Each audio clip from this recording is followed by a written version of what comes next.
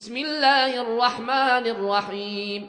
لم يكن الذين كفروا من أهل الكتاب والمشركين منفكين حتى تاتيهم البينة، رسول من الله يتلو صحفا مطهرة فيها كتب قيمة. وما تفرق الذين أوتوا الكتاب إلا من بعد ما جاءتهم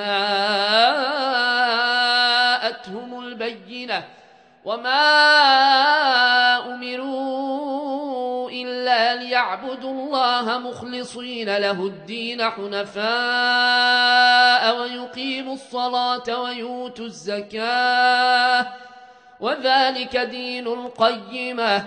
إن الذين كفروا من أهل الكتاب والمشركين في نار جهنم خالدين فيها، أولئك هم شر البريئة. إن الذين آمنوا وعملوا الصالحات أولئك